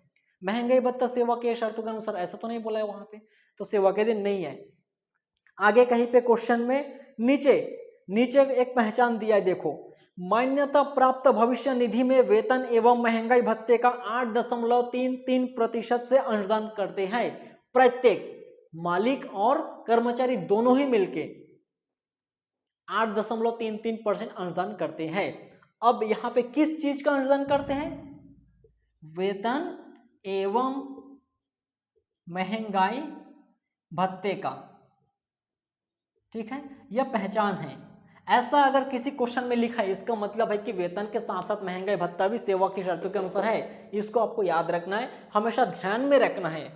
जब भी क्वेश्चन पढ़ोगे उसको ढूंढोगे इसको कि जो प्रामाणिक प्रोविडेंट फंड में अंशदान करते हैं नियोक्ता और कर्मचारी, किस चीज का, खाली वेतन का कर रहा है कि वेतन एवं महंगाई भत्ता दोनों का कर रहा है। अगर वेतन एवं महंगाई भत्ता इन दोनों को मिला के अंशदान कर रहा है, इसका मतलब है कि वेतन के साथ साथ वेतन के साथ साथ महंगाई भत्ता भी सेवा की शर्त के अनुसार है। ऊपर में क्वेश्चन में नहीं बोला है कि सेवा की शर्त के अनुसार है, नीचे एक तो पहचान दे दिया था, ये पहचान है हमारा। वेतन के साथ साथ अगर महंगाई भत्ता यहाँ पे जोड़ा जा रहा है एवं या तथा से यहाँ पे, इसका मतलब है कि वेतन के साथ साथ महंगाई भत्ता भी सेवा की शर्त के अनुसार है। ये नियम या पहचान आपको याद रखना है। जब भी क्वेश्चन पढ़ोगे तो ढूंढोगे कि जो नियोक्त अंशदान कर रहे किस चीज का अंशदान कर रहा है, सिर्फ वेतन का कि वेतन एवं महंगाई भत्ते दोनों का। अगर दोनों का कर रहा है तो वेतन के साथ साथ महंगाई भत्ता भी सेवा की शर्तों के अनुसार है, और सिर्फ वेतन का कर रहा है तो वेतन का कर रहा है। ठीक है, अगर सिर्फ वेतन का कर रहा है तो महंगाई भत्ता सेवा का दिन नहीं है, और वेतन एवं महंगाई भत्ता दोनों का मिला के अंशदान कर रहा है तो महंगाई भत्ता सेवा के शर्तों के अनुसार है। लेकिन यहाँ पे जिस तरीके से बोला गया कि यहाँ पे भी सेवा का दिन है, नीचे पहचान दिया है क्वेश्चन में। 25 नंबर क्वेश्चन नीचे देखो बोला गया है वहां पे, तो महंगाई भत्ते को 1,80,000 को यहाँ पे लिया जाएगा। लास्ट क्या है, परसेंट वाला कमीशन। परसेंट वाला कमीशन हमारे क्वेश्चन में नहीं है, कहीं नहीं दिया परसेंट वाला कमीशन। परसेंट वाला कमीशन नहीं है तो इसको भी हम कर देंगे नील। अब टोटल देखेंगे तो कितना आया, इसको जोड़ेंगे 2,79,600 प्लस 1,80,000, 4,59,600 रुपए का, 4,59,600 ये आया हमारा वेतन। ये निकला है वेतन। इसी वेतन को हमें यहाँ पे यूज करना है 10% काटने में, तो 4,59,600 का 10% कितना आएगा, 45,960 रुपए। बस एक जीरो कम हो जाएगा जब 10% हम लोग काटेंगे। अब इन दोनों को माइनस करेंगे, और अधिक क्या मतलब दोनों को माइनस करने के बाद शेष जो बैलेंस बच रहा है उसको बोला जाता है अधिक क्या, उसको हम यहाँ पे लिखेंगे। माइनस कर देते हैं इससे, 96,000 माइनस 45,960 रुपए हो गया 50,040 रुपए, 50,040 रुपए निकला। तीसरा कंडीशन क्या है, वेतन का 50%, 50 या 40% या 50% दोनों में से कोई एक लगेगा। अब वो शहर के ऊपर निर्भर करता है कि वो जिस घर में रह रहा था वो घर कहाँ कौन सा शहर में स्थित है। दिल्ली, मुंबई, चेन्नई, कोलकाता, इन 4 शहर में से कोई एक शहर है तो 50%, और इन 4 शहर को छोड़ के कोई दूसरा शहर है तो उसके लिए 40%। अब क्वेश्चन में ढूंढो, देखो कहाँ है, मिस्टर रंगराजन चेन्नई में कंपनी में कार्यरत है। रंगराजन चेन्नई में है, दिल्ली, मुंबई, चेन्नई, कोलकाता, इन 4 शहर के लिए 50%। तो दिल्ली चेन्नई में था जो हमारे 4 शहर के लिस्ट में आ रहा था, दिल्ली, मुंबई, चेन्नई, कोलकाता। ठीक है, तो 4 जो हमारा बड़ा सिटी है उसमें आ रहा था, ये चेन्नई था, तो हम लगाएंगे 50%। किसका, वेतन का। अब यहाँ पे वेतन का मतलब क्या है, इसी वेतन को यूज करना है। ठीक है, ये जो वेतन निकला था उस वेतन का यूज यहाँ पे भी करना है, यहाँ पे भी करना है, दोनों जगह सेम वेतन यूज होगा। 4,59,600 रुपए का वेतन था, उसका काटेंगे हम लोग 50%। 4,59,600 रुपए का वेतन था, उसका हम काटेंगे 50%, तो आएगा 2,29,800 रुपए, 2,29,800 रुपए। ये निकला हमारा 50% का वेतन। अब हम यहाँ पे देखेंगे, ये तो 3 कंडीशन हम लिख दिए, 3 कंडीशन को बना लिए। अब आगे क्या करना है, आगे देखना है कि इन तीनों जो राशि आया तीनों में से कौन सा सबसे कम है, सबसे छोटा कौन सा है। क्योंकि शुरू में बोला हूं मैं, मकान किराया भत्ता आंशिक कर मुक्त भत्ता होता है, कुछ हिस्से में कर लगेगा, कुछ हिस्से में कर नहीं लगेगा, यानी कि कुछ हिस्सा कर योग्य होगा तो कुछ हिस्सा कर मुक्त होगा। अब कितना कर मुक्त होगा वो हम पहले पता करेंगे, बाद में कर योग्य राशि अपने आप पता चल जाएगा। अब कितना कर मुक्त होगा कैसे पता चलेगा, तीनों में से सबसे कम राशि जिसका होगा वही होगा कर मुक्त। अब यहाँ पे 38,400, 50,040, 2,29,800, सबसे छोटा कौन है यहाँ पे, सबसे कम 38,400 रुपए सबसे कम है। इसका मतलब इन तीनों में से सबसे कम हुई है, वही हो जाएगा कर मुक्त राशि, यही हो जाएगा कर मुक्त, छूट मिलेगा उतना ही। अब कर योग्य कितना होगा, उसके लिए एक सूत्र है यहाँ पे, कर योग्य राशि बराबर प्राप्त भत्ता माइनस कर मुक्त राशि। करमुक्त राशि। प्राप्त भत्ता, मकान किराया भत्ता कितना मिला था, कितना प्राप्त हुआ था यहाँ पे 38,400, तो ये 38,400 प्राप्त भत्ते में लिख दिया, माइनस करमुक्त राशि, तीनों में से कौन सा कम हुआ था, वही 38,400 ही कम हुआ था तीनों में से, तो उसी 38,400 को यहाँ पे फिर से लिखना है। अब जितना मिला था उतना ही करमुक्त हो गया था, अब माइनस करेंगे तो क्या बचेगा, 0, नील, खत्म। यहाँ पे मकान किराया भत्ता इतना मेहनत करके बनाए हैं, इतना झमेला करके बनाए हैं, लास्ट में आंसर क्या है, 0। इस 0 को लाने के लिए अपने को कितना मेहनत करना पड़ गया, ठीक है। मकान किराया भत्ता क्या हो जाएगा, नील, या हम यहाँ पे करमुक्त भी लिख सकते हैं उसका, ये तीनों हम सूत्र लॉन्च करेंगे तब जाके बनेगा।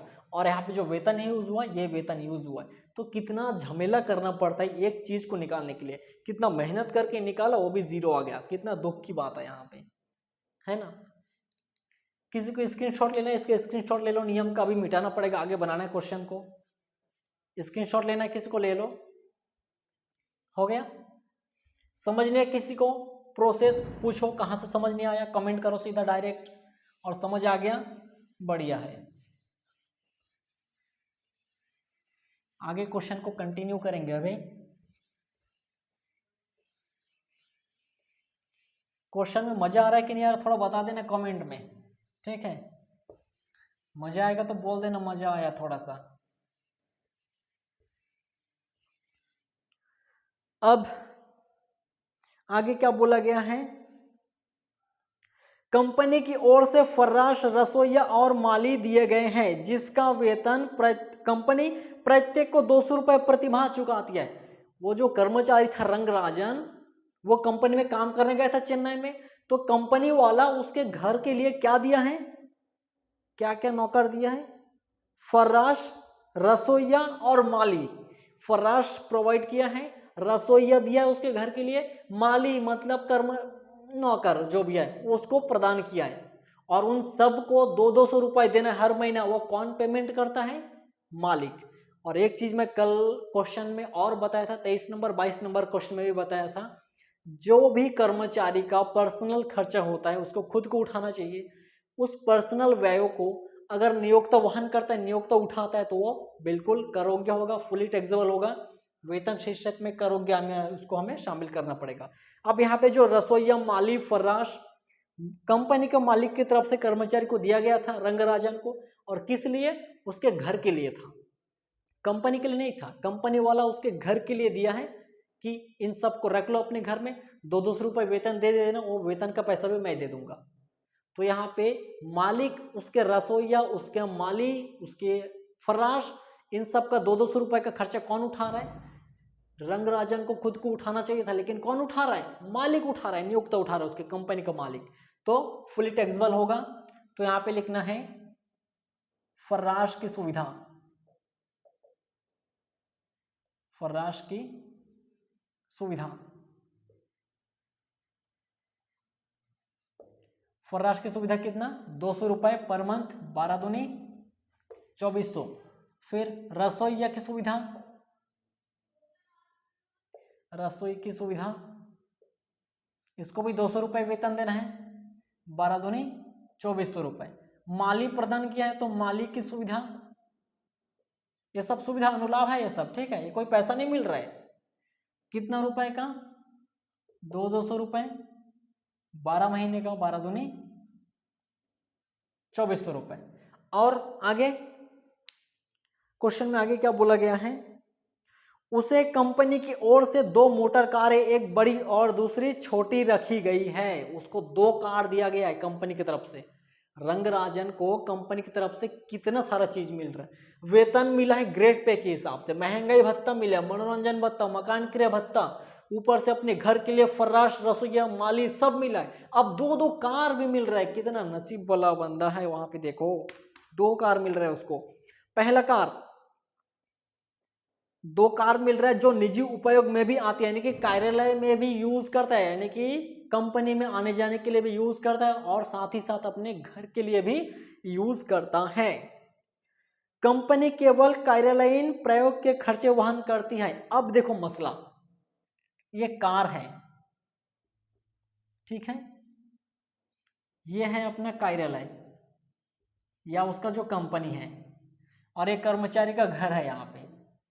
अब जो कार है उस कार का यूज ऑफिस में आने जाने के लिए भी होता है और घर में चलाने के लिए भी होता है। दोनों जगह घसीट के यूज कर रहा है कार को, तन तन तन यूज कर रहा है कार को। ठीक है, ऑफिस में आने जाने के लिए कर रहा है, घर में भी आने के बाद चला रहा है वो। लेकिन मालिक क्या बोल दिया कि तुम जो कार का यूज कर रहे हो, ऑफिस में आने जाने का जो खर्चा है वो मैं वहन करूंगा, कंपनी वहन करेगा खर्चा। और कार को घर में ला लिए हो, घर में लाने के बाद खुद चला रहे हो, घूम रहे हो, फिर रहे हो, मार्केट में जा रहे हो, मैदान में जा रहे हो, इधर घूमना फिरना हो रहा है तुम्हारा, उसका जो खर्चा होगा वो तुम खुद उठाओगे, कर्मचारी उठाएगा यहाँ पे। यानी कि ऑफिस में आने जाने का, कार्यालय का खर्चा कंपनी उठा रहा है, मालिक उठा रहा है, और घर में चलाने का यानी कि निजी यूज का, निजी प्रयोग जो भी कर रहा है वो कर्मचारी को खुद को उठाना पड़ेगा। यहाँ पे क्वेश्चन में क्लियरली नहीं बोला है।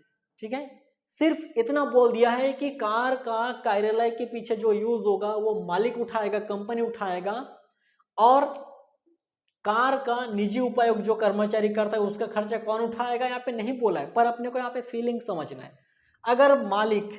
अगर कंपनी का मालिक कंपनी के पीछे आने जाने का या कंपनी के कार्यालय में, ऑफिस में आने जाने का खर्चे को वहन करता है, और कार का घर में जो चला रहे हो उसका खर्चा कौन उठाएगा, उसको खुद को करना ही पड़ेगा जबरदस्ती में। अब मालिक बोल दिया कि तुम जब ऑफिस में आना जाना करोगे, वहां के आने जाने के पीछे जो खर्चा होगा मैं वहन कर दूंगा, लेकिन जब तुम घर जाके चलाओगे उसका खर्चे का मैं नहीं जानता, तुम जान लो, तो उसको उठाना ही पड़ेगा जबरदस्ती का, वरना चलाएगा कैसे, पेट्रोल नहीं डलेगा तो चलाएगा कैसे वहां पे। ठीक है, तो यहाँ पे इतना बोला नहीं है कि कर्मचारी उठाएगा, लेकिन अपने को फीलिंग समझना पड़ेगा क्वेश्चन को पढ़ के कि ये कर्मचारी वहन कर रहा है, यानी कि दोनों ही वहन कर रहा है। ऑफिस में आने जाने का मालिक और घर में चलाने का खर्चा कर्मचारी वहन करता है, दोनों अपने अपने खर्चे को वहन कर रहा है। इस केस में क्या करना है अपने को, पहली कार को मानना है कि कार्यालय और निजी दोनों जगह यूज होता है। ठीक है, इसको मिटाना है मुझे। अब इसके लिए भी वर्किंग नोट बनाना पड़ेगा कार के लिए। कार की सुविधा का मूल्यांकन, कार की सुविधा का मूल्यांकन, कार की सुविधा का मूल्यांकन किया जा रहा है यहाँ पे। अब हमें सब दो कार दिया गया है उसको। पहली कार इसको क्या मानना है, कार्यालय एवं निजी, कार्यालय एवं निजी उपयोग के लिए। ठीक है, कार्यालय एवं निजी दोनों जगह उपयोग करता है ऐसा अपने को मानना है और अपने तरीके से इसको सॉल्यूशन करना है।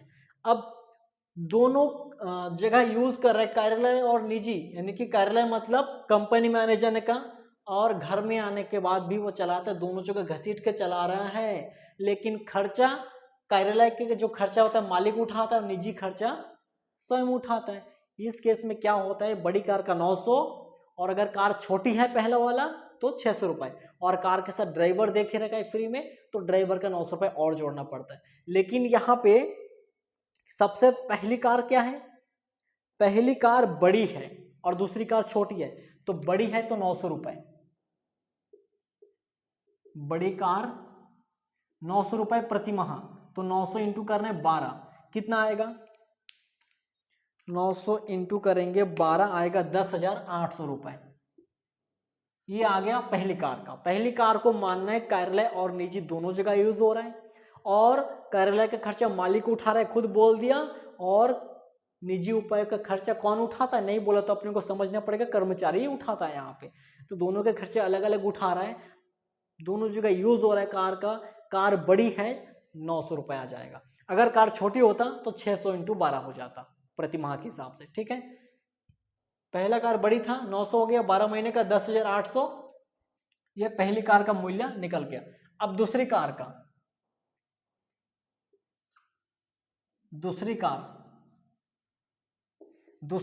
का यूज निजी उपयोग के लिए। हम ये मानेंगे कि जो पहला कार है, पहला कार देखो, पहला कार छोटी हो बड़ी हो हमें इससे कोई फर्क नहीं पड़ता। सेकंड कार जो दूसरा कार है वो भी छोटी हो बड़ी हो हमें कोई फर्क नहीं पड़ता। पहला कार मतलब पहला कार, ये नियम फिक्स है, इसको इसी तरीके से बनाया जाएगा।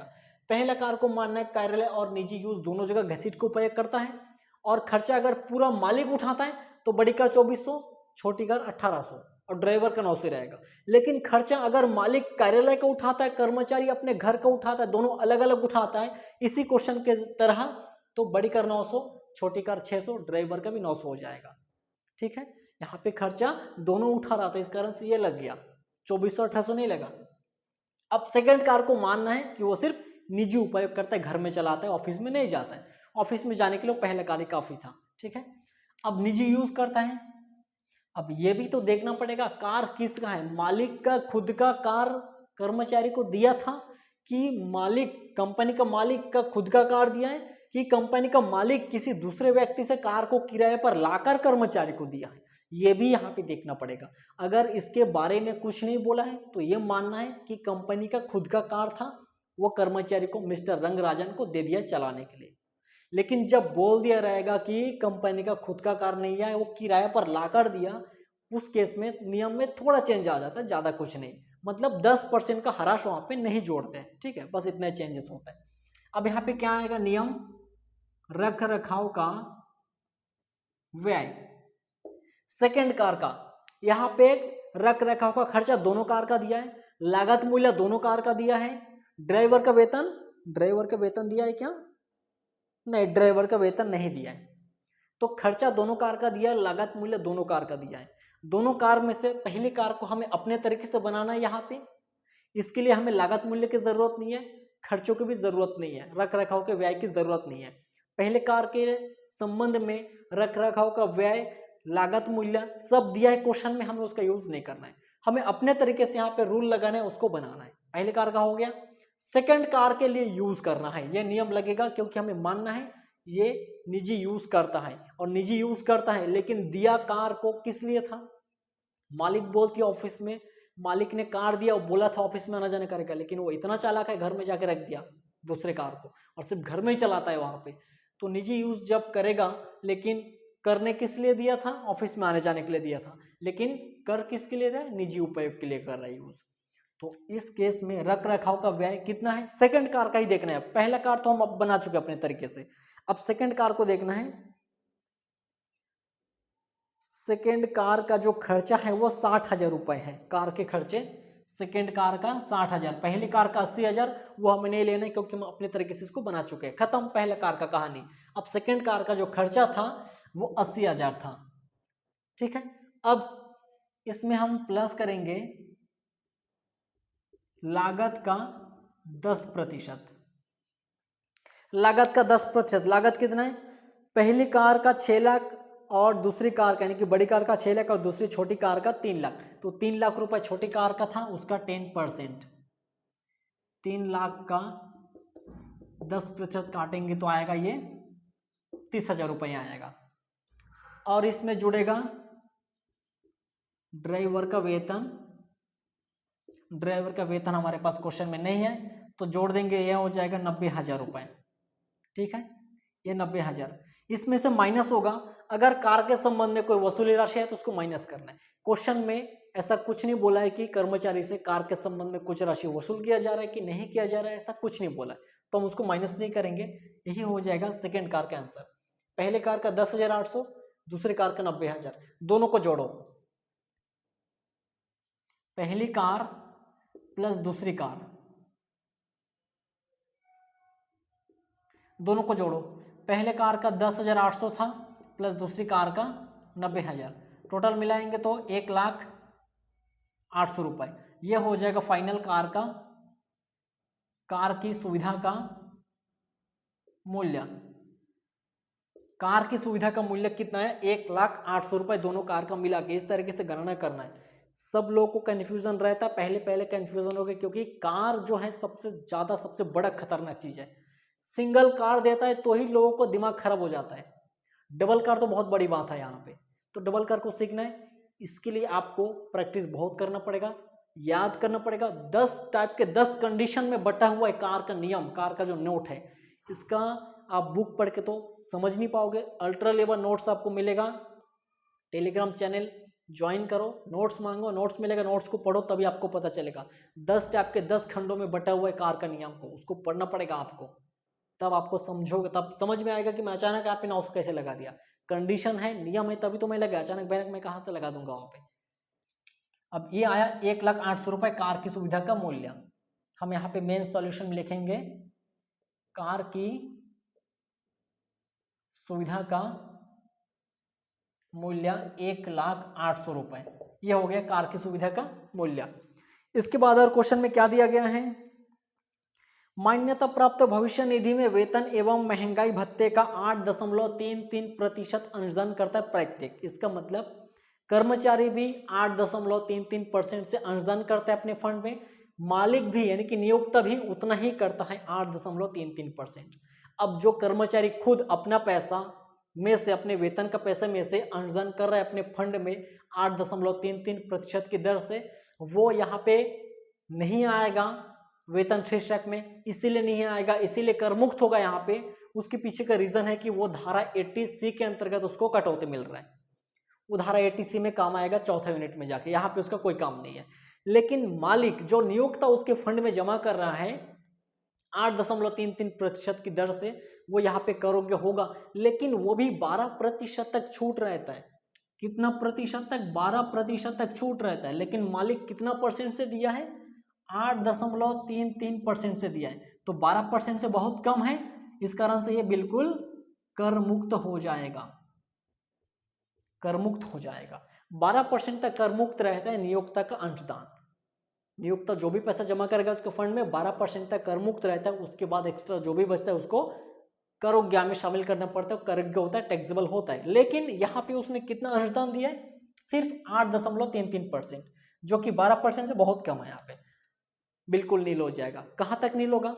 12% से कम हो तो नील होगा, 12% के बराबर अंशदान कर रहा है तो भी नील होगा, 12% से आधा % भी ज्यादा करेगा तो आधा % टैक्सेबल हो जाएगा। लेकिन 12% तक छूट है, यहाँ पे 12% तक छूट मिलेगा। हो गया। अब हम यहाँ पे लिखेंगे नियोक्ता का अंशदान नील होगा। क्यों नील होगा? क्यों कर मुक्त है? क्योंकि 12% से कम है।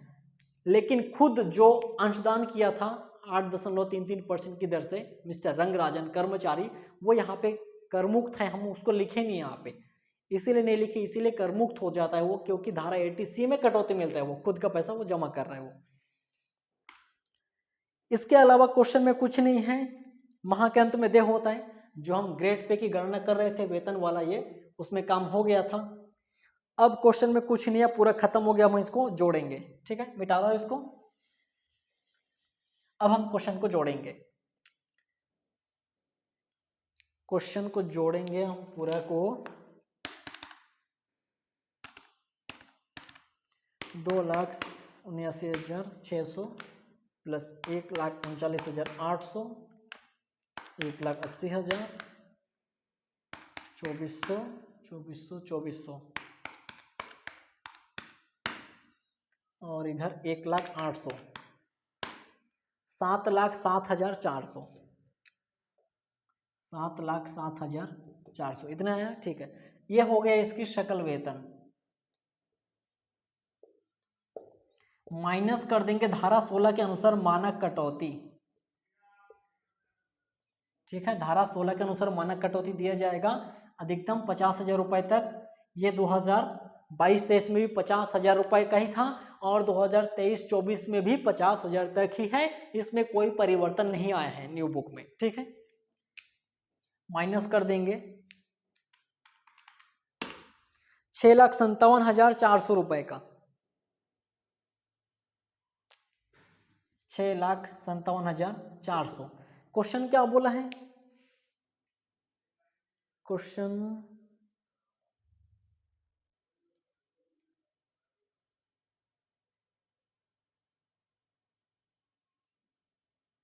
किस चीज की गणना करने बोला गया है?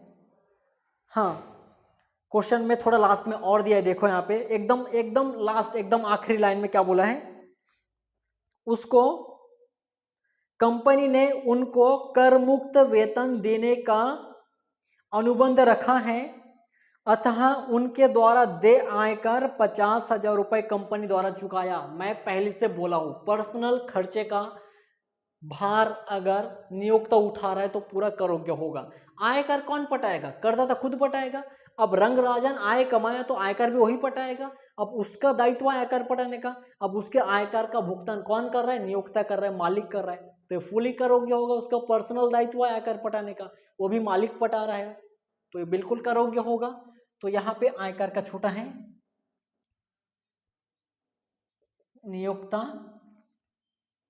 द्वारा चुकाया गया आयकर कितना हजार है? ये 50,000। ठीक है, क्वेश्चन को अच्छे से देख लेना, एकदम लास्ट लाइन में भी उस चीज को बोल दिया यहाँ पे, तो एक लाइन भी छोड़ोगे तो गया है सब। और कुछ है, अतः उसके द्वारा दे आयकर का 50,000 रुपए उसको आयकर देना था, भुगतान करना था, लेकिन वो कौन किया? मालिक कर दिया, तो पूरा टैक्सेबल हो जाएगा। पर्सनल दायित्व का भुगतान मालिक करेगा तो फुली टैक्सेबल।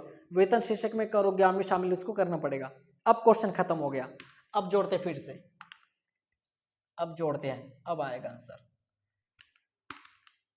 2,79,600 रुपए का, 1,39,800, 1,80,000, 2,200, 2,200, 2,200, 1,08,000 रुपए का, 50,000 रुपए का, 7,57,400, 7,57,400 रुपए का। मानक कटौती धारा 16 के अनुसार हम देंगे इसको 50,000।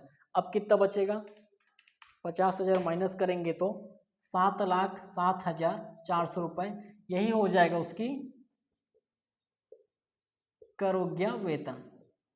ठीक है, यही हो जाएगा उसकी करोग्य वेतन, यही हो जाएगा उसका आंसर। जरा देखो इसके तरफ, कितना छोटा सा है, कितना छोटा सा क्वेश्चन, आधा पेज में बन जाएगा, पूरा एक पेज तक नहीं भरेगा। जब सेकेंड ईयर में पढ़ते थे कॉर्पोरेट अकाउंट है, कितना लंबा चौड़ा क्वेश्चन, एक पेज 2 पेज खा जाता था, लेकिन थर्ड ईयर में जो इनकम टैक्स है वो आधा पेज नहीं भरेगा, यहाँ से यहाँ तक आधा पेज नहीं भरेगा कॉपी का, सॉल्यूशन कंप्लीट। लेकिन इसके पीछे हर एक लाइन के पीछे जो इधर मसला हो रहा है, यहाँ पे जो यहाँ पे करना पड़ रहा है, जो मुसीबत सहन करने पड़ रहा है, वहां पे यही मेन चीज है यहाँ का। सॉल्यूशन में क्या, यहाँ पे तो लिखने में लिख दे कार की सुविधा, लेकिन कार की सुविधा को निकालने के लिए इतना बड़ा प्रोसेस होकर गुजरना पड़ेगा। जो न्यू लोग इनकम टैक्स में पढ़ने के लिए आएंगे अभी थर्ड ईयर में, उनका तो दिमाग खराब हो जाएगा, सिर गर्म हो जाएगा उन लोगों का, क्या हो क्या रहा है यहाँ पे। तो थोड़ा सा पढ़ो ध्यान से, और सबसे पहले तो नोट्स ले लो, बिना नोट्स के कुछ नहीं कर सकते। ठीक है, नोट्स बहुत बड़ा भूमिका निभाएगा इसमें। और ऐसा थ्योरी पढ़ना चाहिए खुद को, बुक का इनकम टैक्स का थ्योरी तो कोई पढ़ते नहीं है, थोड़ा बहुत इंटरेस्ट आ जाता है, अपना प्रैक्टिकल में चले जाते हैं, इनकम टैक्स में एकदम प्रैक्टिकल बनाते हैं। थोड़ा थ्योरी पढ़ना चाहिए इसके बीच का, बहुत सारा नियम इसमें दिया रहता है, और बुक में जो नियम दिया उसको पढ़ के आपको समझ नहीं आएगा। एक तो हार्ड लैंग्वेज इसका कॉमर्स का, ऊपर से थ्योरी टाइप का बोल दिया रहेगा, आपको नियम का कुछ अता पता नहीं लगेगा।